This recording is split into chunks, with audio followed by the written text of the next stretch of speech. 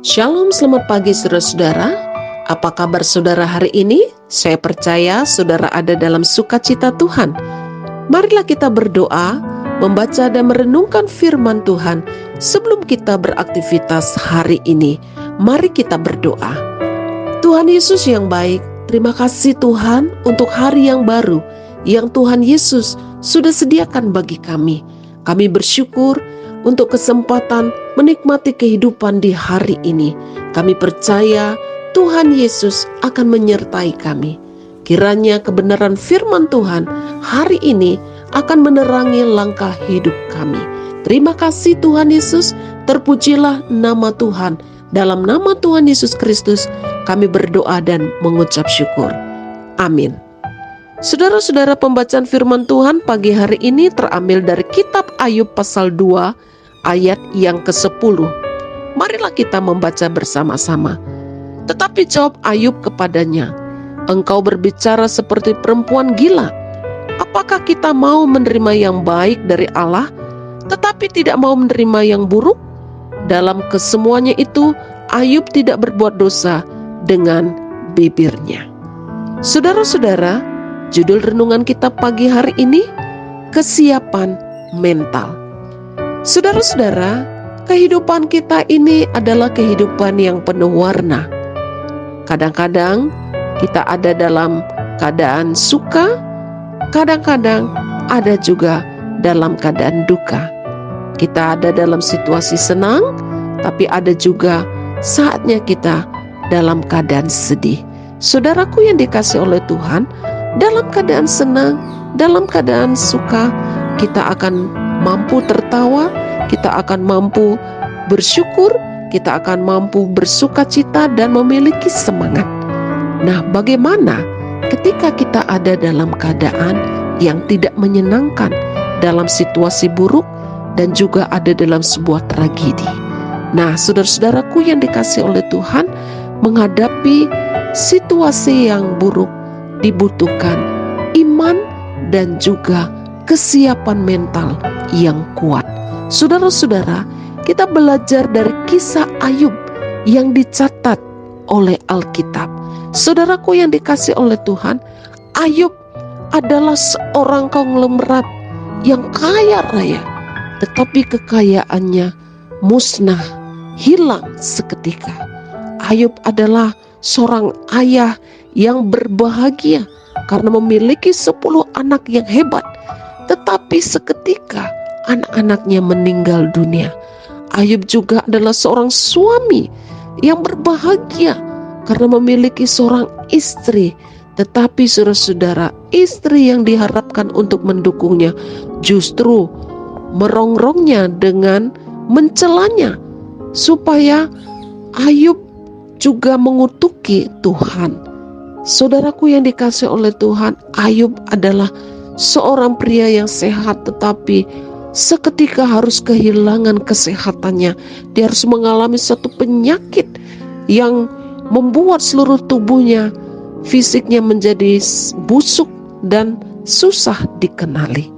Tetapi saudara-saudaraku yang dikasihi oleh Tuhan, hebatnya di sini, kalau kita memperhatikan kalimat terakhir dari pasal 10, dalam kesemuanya itu Ayub tidak berbuat dosa dengan bibirnya.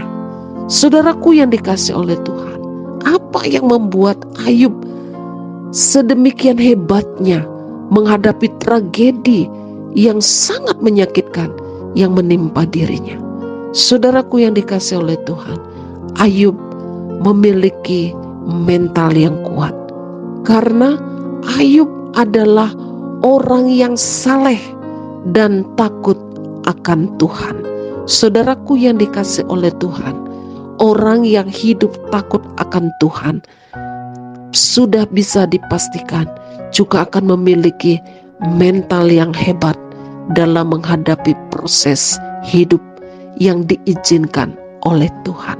Saudaraku yang dikasihi oleh Tuhan, Ayub memiliki mental yang luar biasa, sehingga ketika dia diizinkan Tuhan mengalami suatu tragedi yang memahitkan dan yang sangat menyakitkan, memandang dan merespon semua tragedi itu dengan cara yang benar. Saudara, Ayub tidak terpengaruh dengan situasi yang dia hadapi. Ayub tidak terpengaruh dengan perkataan istrinya, karena Ayub tahu bahwa segala sesuatu yang terjadi ada dalam pengetahuan Tuhan. Sehingga Ayub katakan, apakah kita mau menerima yang baik saja, sementara yang buruk tidak? Saudara, bukan berarti Tuhan itu memberikan hal yang buruk kepada kita. Tidak, saudara-saudara. Semua pemberian Tuhan itu baik dan yang terbaik bagi kita. Tetapi kadangkala Tuhan mengizinkan satu tragedi yang buruk kita alami supaya kita lebih mengenal kuasa-Nya.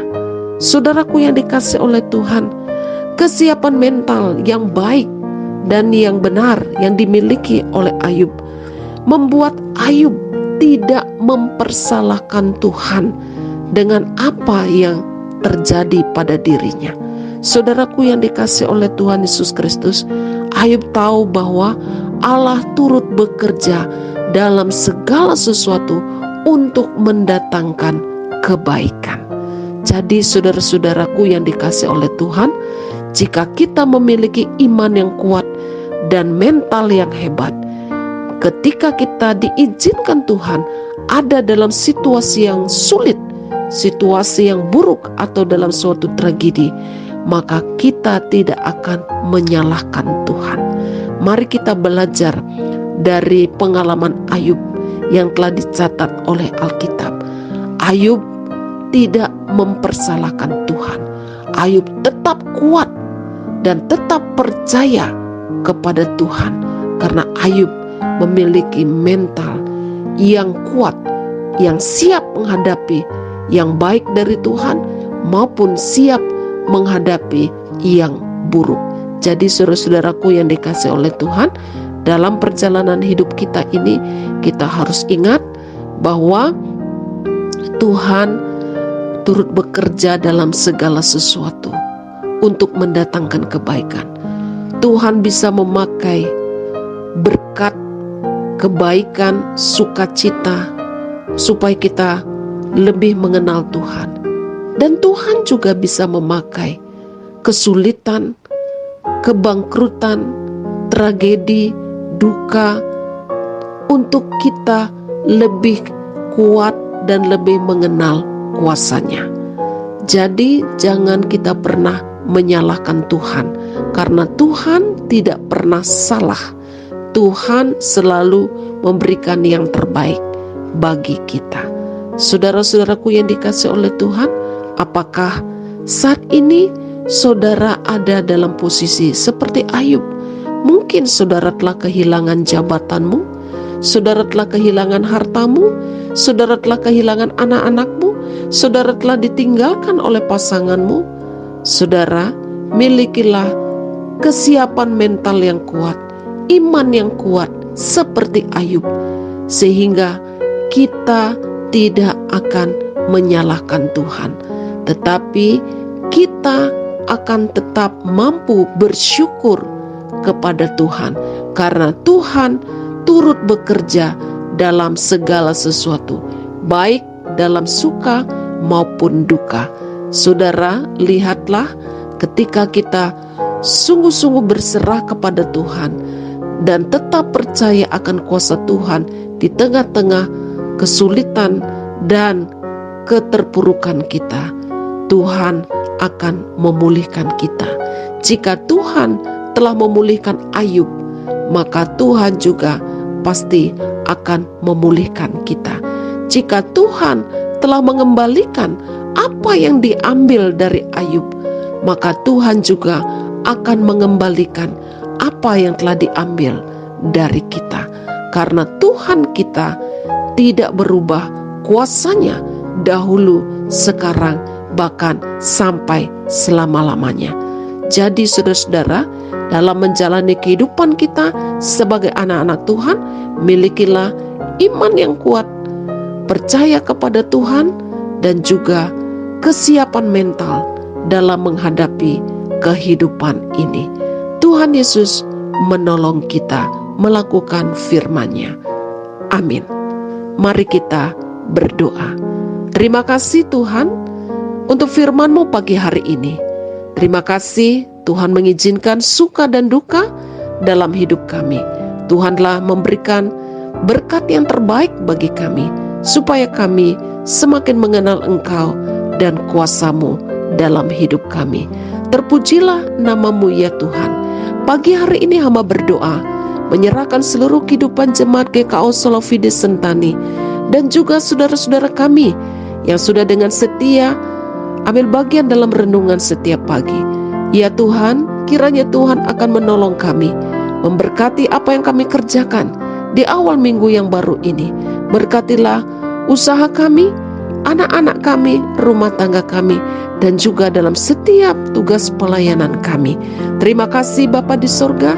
Jika ada di antara kami yang sedang dalam keadaan sakit, baik yang ada di rumah maupun di rumah sakit, kiranya Tuhan akan melawat dan menyembuhkan.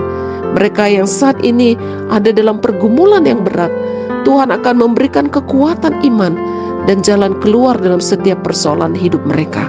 Berkatilah mereka yang hari ini bersyukur atas pertambahan usia.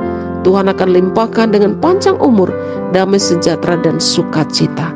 Kemuliaan hanya bagi nama-Mu Tuhan. Kuatkan hati kami, teguhkan iman kami dalam kami menjalani kehidupan kami hari ini. Dan di dalam nama Tuhan Yesus Kristus kami sudah berdoa dan mengucap syukur. Amin. Saudara-saudara, selamat beraktivitas, tetaplah semangat.